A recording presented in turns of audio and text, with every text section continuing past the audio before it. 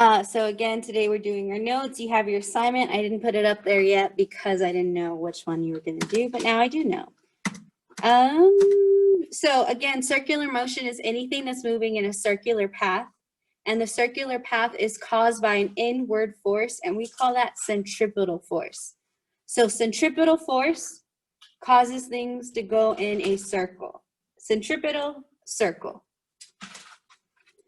Centripetal force causes constant velocity.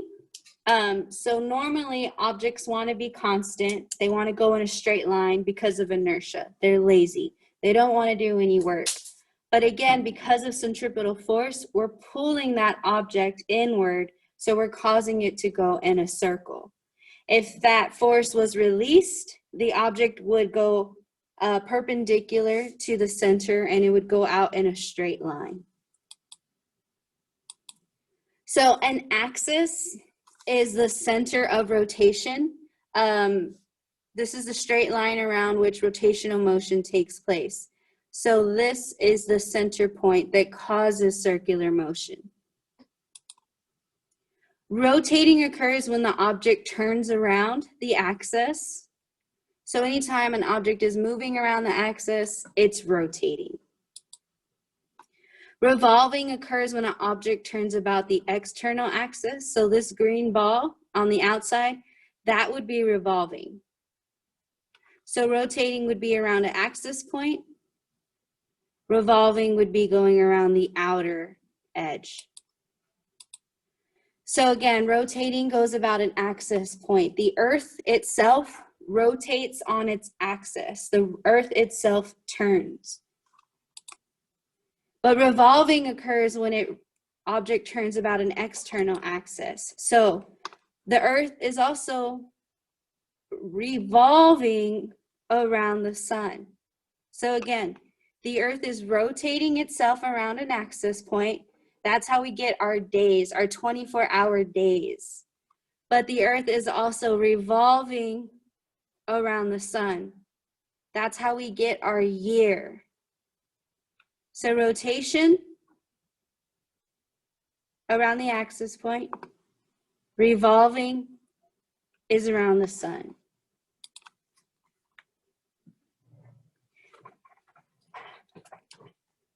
How many of y'all remember these terms from middle school? Yeah? Do they sound familiar? Good job. Some of you remember. Okay, I'm going to say it one more time because these words can get a little confusing. So one more time. The Earth rotates on an axis. When it rotates, that's how we get our 24 hours. And then the Earth revolves around the sun. That's how we get our year, our seasons. It takes 1 year to revolve around the sun. It takes 24 hours for the Earth to rotate.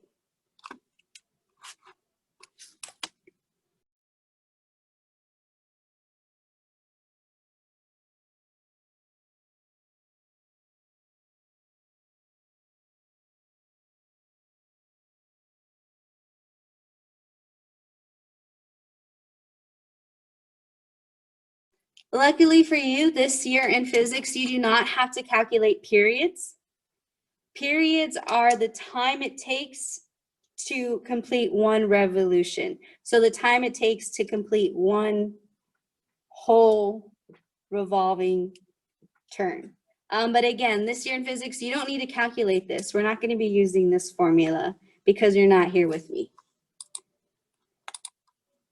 Again, at all points, we have the same rotational speed, and we call that speed tangential velocity.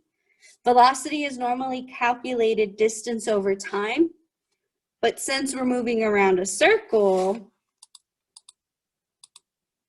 we're going to be using the radius of that circle, and that would be giving us our distance over our time. So 2 pi r would be giving us the radius, the circumference of the circle, which is displacement. Again, lucky for you, we will not be using this formula in physics class. I'm writing down things I don't need. I know. I'll tell you which one you need to write down. This one is not it. But this is the formula you would normally use to calculate how fast an object is going around a circle. See, isn't it good for COVID? There's like already 2 formulas we just got rid of that you don't have to use. So again, this is everything I talked about yesterday. Centripetal acceleration is the acceleration that is always directed towards the center of the curve. Since force goes to the center, acceleration goes to the center. This might be on a test one day. Since force goes to the center, acceleration also goes to the center. The only thing that's not pointing towards the center is velocity. Again, velocity is always perpendicular to the center. Velocity doesn't go in a circle. Velocity goes in a straight line perpendicular. This is, again, some formulas you will not be using this year. We will not be using centripetal acceleration. We will not be using centripetal force. So that's 4 formulas you do not have to learn this year. Yes, good job. All right, so here's the formula you do need to learn because this is the important one. This is Newton's law of universal gravitation. So we talked about this yesterday. Again, go ahead and write this down. This is the one you're going to be using today. From all of his laws, Isaac Newton stated that distance and force are inversely related. That's why distance is at the bottom. It's the denominator. It's inversely related to force. If the distance goes up, if this number gets higher and higher, then force is going to go lower and lower. Think about your fractions. Which one is bigger, 1/2 or 1/10? Which one's bigger, a half or a tenth? 1/2 is bigger. So again, if distance increases, force is going to decrease. It's going to get smaller. He also stated that mass and force are directly related. That's why mass are at the top. That's why masses are the numerators. If mass goes up, force will go up. Think about, again, your fractions. Which fraction is bigger? 2/2 or 10/2 or 20/2? Again, anytime these numbers go up, force is also going to go up. So the law of universal gravitation allows you to calculate the gravitational force between any 2 objects from their masses and the distance between them. It doesn't have to work just for large objects like the moon, the sun, the planets. It can work for smaller objects too, like an apple or an orange, or like you sitting in front of your computer screen. There is a gravitational force between you and your computer screen. In some weird way, you are attracting your computer is attracting you. Of course. Hey, at least ask me out to dinner. Of course, since your masses are very small, you're not going to feel that force.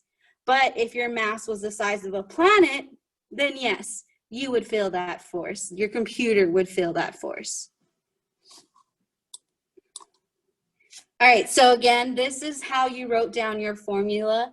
Normally, if you are using a computer, I would encourage you to put parentheses around your numbers. You don't really have to do that this year because luckily for you, you do not have to type out the value of G, which can be very confusing. So this year in physics, we are taking out all of the hard parts to this equation. We will only be giving you 2 masses And then and a distance. so we just use those to get the force. Yes, so all of your answers from here on out are going to say gravity times mass over distance. So this is the only part you're going to have to calculate. But just note that this number right here should be multiplied by your gravitational constant. Again, these 3 things right here should be multiplied by this number to give you your real force. So what we gotta do is divide that and then multiply it by 9.8. Ooh, no. So this is a capital G. Gage just asked a very good question. He said all we have to do is multiply mass, divide by distance, and then multiply by 9.8. No. That 9.8 is a gravity for Earth. This is a universal gravitation for everything in the entire universe. This is the value for objects on Saturn. This is the value for objects in the other galaxy that's a billion light years away. This is a universal gravitation constant that can be used for everything. So it's always going to change. It's never going to change. It's going to be the same number. This will always change, but this number will always stay the same. And it's very difficult to type out on a calculator. That's why I'm not going to make you type it out this year. This is the number that it's always going to be. 6.67 times 10 to the negative 11th. That is a very small number. That means it has 10 zeros behind the decimal. So it's 0.0000000000667. That's a lot to type in, right? That's why this year we're not going to make you do it. So none of the answer choices, we're going to have to do that. None of the answer choices, you're going to have to do that. So all we got to do is multiply and then divide. All you have to do is multiply your mass and divide by D. But we should know that that's yes, but you should know that it's multiplied by that gravitational constant. I wrote it down just in case. Yeah, that's good. Okay, so again, your answer could be mass is 5, other mass is 2, distance is 1. So 5 times 2 is 10. Divided by your distance is 1. Well, distance squared, sorry, it'd still be 1. So 10 divided by 1 is 10. But your force isn't 10. Your force is 10 times 6.67 times 10 to the negative 11th. But we're not going to make you calculate all of that. Just know in your head that it's 10 times that number. Again, M1 stands for the mass of one object, and it's always going to be measured in kilograms. M2 is the mass of the other object, again, always measured in kilograms. And D is going to be the distance between those two objects. It's important to know that it's the distance between the centers, not the outer part, the centers. So again, it starts from the center out. Does anyone remember what we call from the center out of a circle? The radius. The radius. Good job. So we're including the radius plus the distance between them. That's the total distance between two objects. Their radius and the distance between them. So what is the total distance between these two objects right now? Go ahead and calculate it in your head.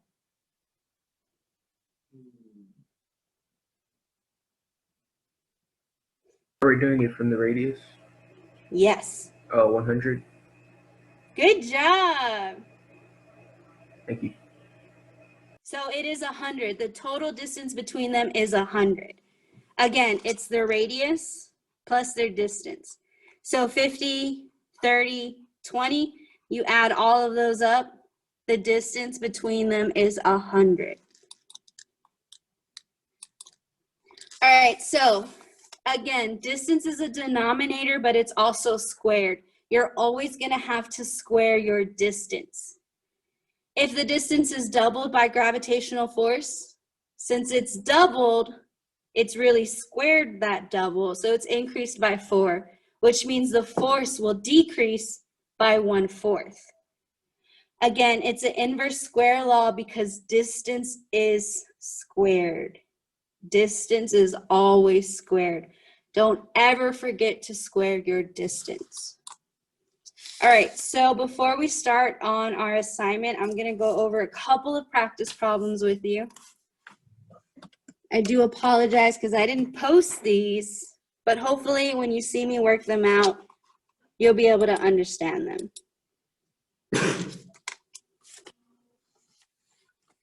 Dun, dun, dun, dun, dun, dun, dun, dun, dun, dun, dun, dun.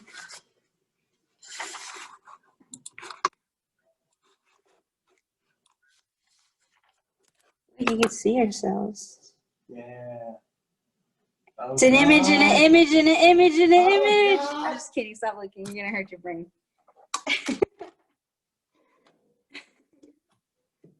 All right. So let's see which one I can do. This very first one. These were from the harder questions that I took off for today, so you won't have to be doing these. Students are sitting 1.5 meters apart. So that's our distance, 1.5 meters. Again, distance measures meters. One student has a mass of 70 kilograms. So that will be our mass 1. And the other student has a mass of 52 kilograms. That'll be our mass 2. What is the gravitational force between them? So let's set up our formula. Remember, it's force of the universal gravitation is equal to our gravitational constant, capital G, not little g, multiplied by m1 times m2, divided by your distance squared. That's a big little where you're going with it. Huh? Yeah, take pictures of it when you're done. Yeah. All right, so for our force of gravity, we're just multiplying G by 70 times 52, and we're dividing that by 1.5 squared. Remember, distance is squared. Only distance is squared. Nothing else is squared. Just remove the capital G, and then you got yourself what. Well, I still want you to leave it there because I want you to know it's there. So we'll do 70 times 52. That's 3640. And we're going to divide that by 1.5 squared. So that's 2.25. So again, I still want you to leave G there. So whatever your answer is, it's G times that. So 3640 divided by 2.25. Your answer should be 1617.78. That is your answer. That is your force, your gravitational force between them. So that's how I'm going to ask you for your answers in today's assignment. You're going to only calculate this part, but I want you to know in your heart, in your head, in life, it's this number times G. Don't forget that G is very important. Again, just because of COVID this year, you're not in school to use our calculators. So I don't want to have to make you do this on your phone or on the Chromebook calculator or whatever electronic device you're using. If you have one of those cool yellow calculators, that would be great. But not everybody has those calculators. So this year, we're not going to calculate G. All right, I'm going to ask you to do number 3 all by yourself. Let me zoom in so you can see 3.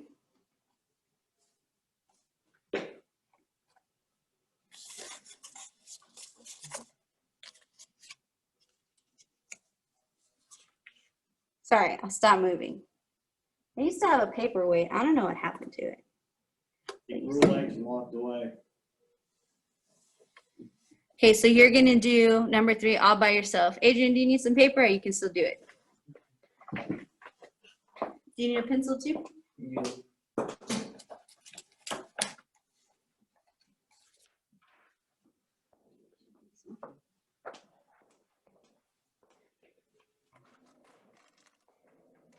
And with this problem, yes, you can do the calculations on your calculator on your computer because it's very easy to do that part.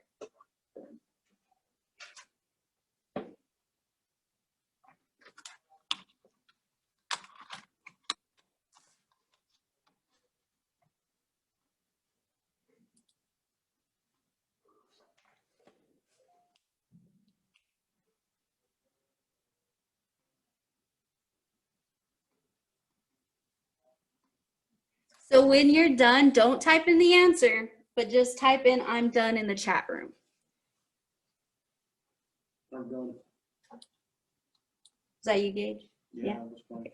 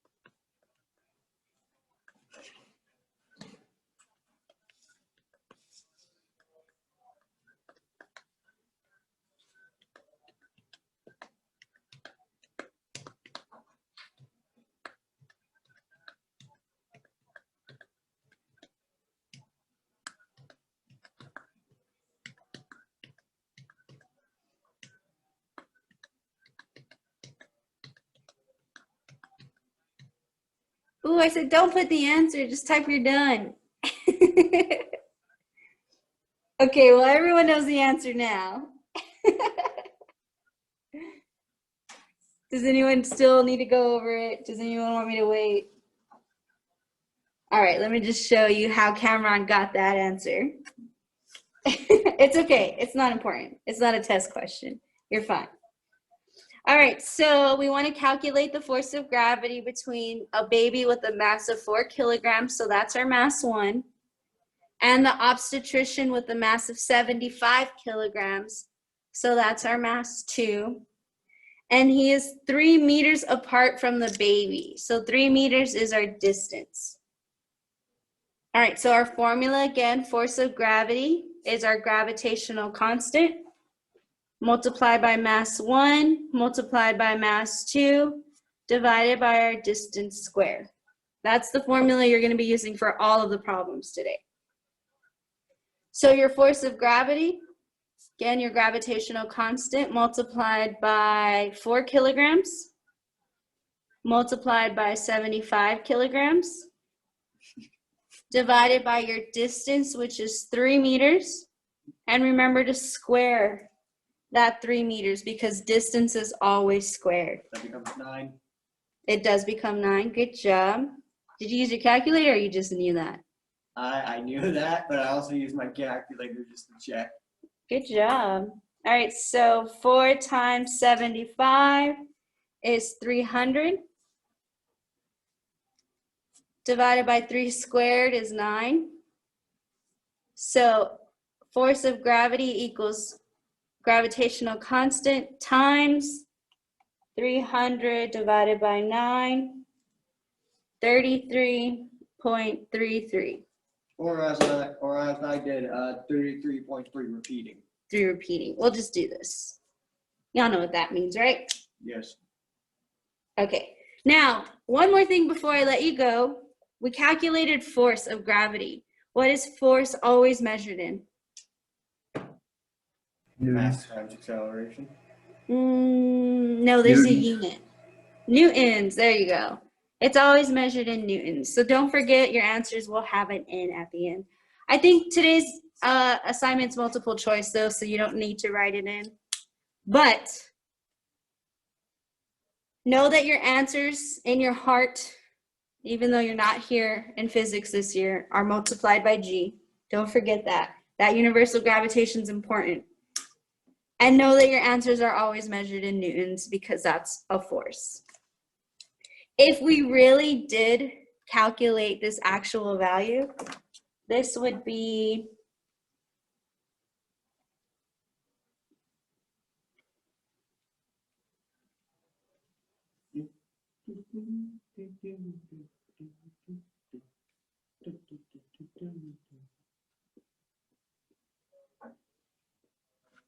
this would be 0.00000003. So that's how small the force is. That's why a newborn baby isn't revolving around a doctor. It doesn't work like that. But that force is so small, they hardly even feel it, but it's there. There is a small force between them. All right, that's why that G is very important. All right, if you have any questions, stay on. If not, you're free to do today's assignment. How are we doing to this assignment? Yeah.